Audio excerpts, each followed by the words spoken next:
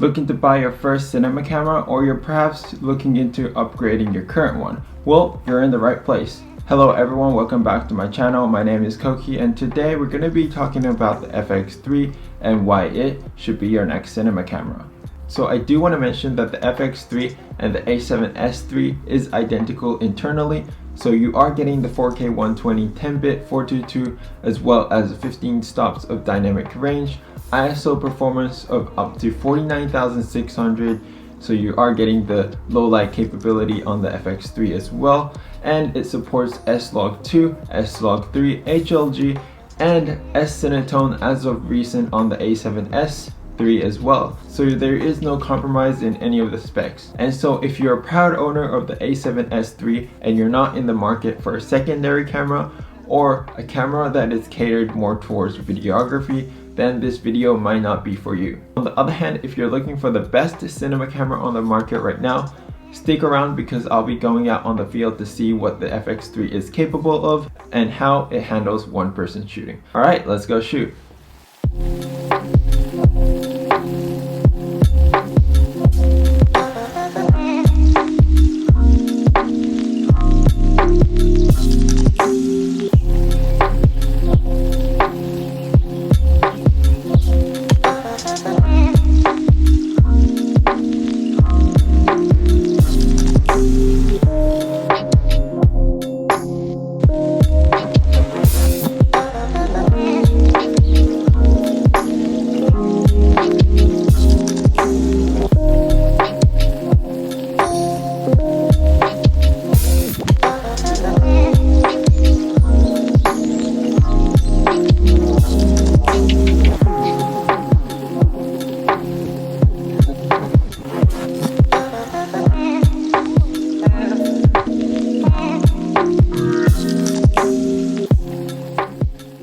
So an autofocus on a cinema camera is a first that I've seen. And when I mean autofocus, a reliable one that's capable of locking onto subjects.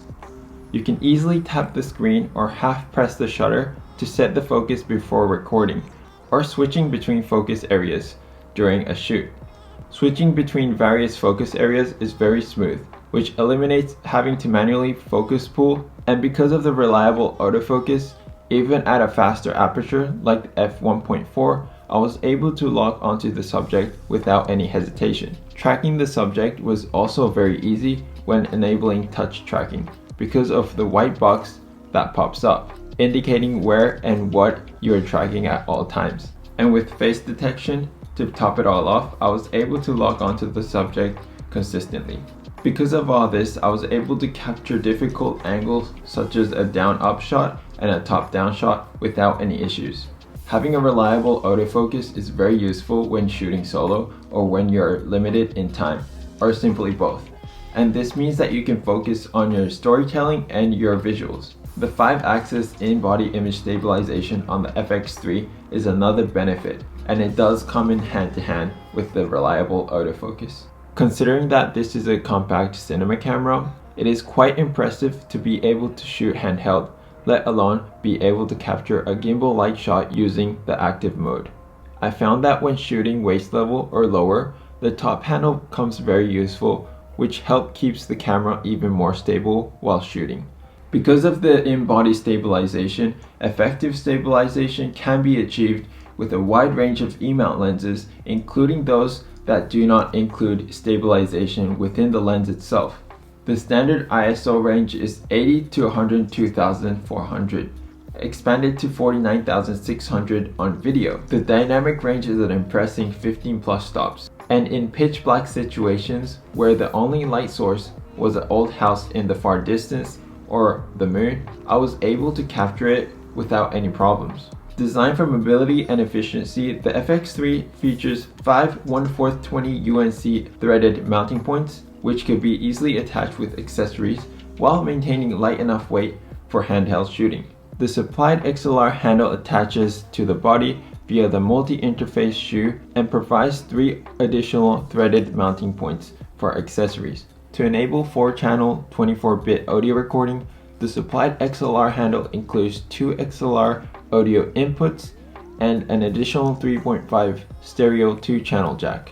With an additional XLR or TRS microphone connected, the XLR adapter on the handle takes care of analog to digital conversion and digital signal processing, which transfers the audio data directly to the camera. Because the XLR adapter is integrated into the handle, it does not require any additional cables or batteries.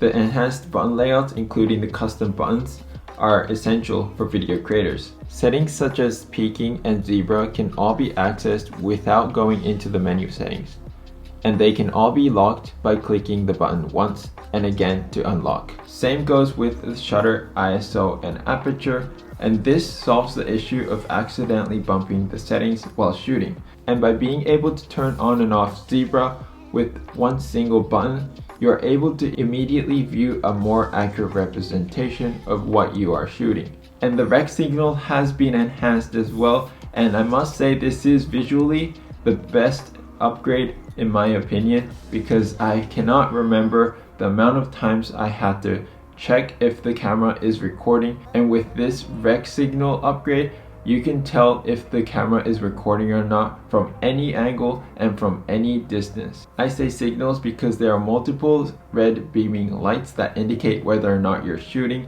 and it looks visually impressive. In conclusion, if you are hesitant to purchase a cinema camera due to the fact that there's no autofocus, no stabilization, and had to purchase multiple accessories after purchasing the camera, and it bulks up the camera and you just didn't really want to get into all that jazz, the FX3 checks all the boxes without any compromises. So if you're someone like me or just getting into video, I think that the FX3 is a great camera and will serve you well for many years to come. But anyways, thanks for watching, and I hope you guys found this video useful, and I'm just gonna go out and shoot another episode for my YouTube channel. So stay safe, stay curious, and I'll see you guys in the next one. Peace out.